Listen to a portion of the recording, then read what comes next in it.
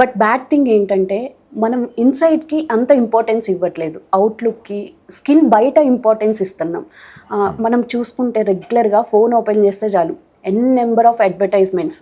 Just ఈ product వాడండి, మీకు చైనా స్కిన్ వచ్చేస్తుంది, తలతల మెరిసిపోతారు, ఇలాంటివి అడ్వర్టైజ్మెంట్ అవుతున్నాయి. అంటే చెప్పడం కూడా వీటి గురించి చెప్తున్నారు, కానీ అసలు మనం ఇంటర్నల్గా ఏం తీసుకోవాలి అనేది చెప్పట్లేదు.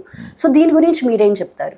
అన్ని క్రీములు పూసుకోవడం వల్ల టెంపరీగా మీకు ఏదో కొద్ది రిజల్ట్ కనిపించినట్టు అనిపిస్తుంది, కానీ 90% ప్రోడక్ట్లు నేను గమనించినంత వరకు సింథటిక్ బేస్డ్గానే ఉంటున్నాయి. Okay. For example L glutathione అంటారు. అసలు ఎక్కడైనా ఏ ప్రోడక్ట్ ముందైనా ఎల్ అని కలిపారంటే అందరూ ఇదేదో గొప్పదనుకుంటున్నారు, కానీ ఎల్ అంటే సింథటిక్ అని అర్థం. సింథటిక్. యా. అండ్ ఎక్స్టర్నల్గా మీరు ఎంత ప్రయత్నించినా సైడ్ ఎఫెక్ట్లే కానీ సైడ్ బెనిఫిట్లు ఎప్పుడు రావు. Okay. You have to clean yourself from inside. ఇంటర్నల్గా మీరు శుద్ధి చేసుకోవాలి.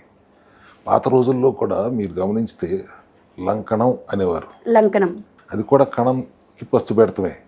అదే సబ్జెక్ట్ వాళ్ళు మనం మాట్లాడుతున్నాం ఇవాళ. ఈ సీజన్లో పర్టికులర్గా స్కిన్ డిసీజెస్ ఈ అట్మాస్ఫియర్లో ఎక్కువ వస్తాయి. ఫర్ ఎగ్జాంపుల్ ఎగ్జిమా రావచ్చు, స్కిన్ ఎలర్జీ రావచ్చు, సోరియాసిస్ రావచ్చు. These are all very prone to. ఇవాళ చాలా ఎక్కువ శాతం ఆ ప్రాబ్లమ్స్లో ఉంటున్నారు. ఇప్పుడు ఫర్ ఎగ్జాంపుల్ సోరియాసిస్ అంటే it's not a one disorder, it's an autoimmune disease.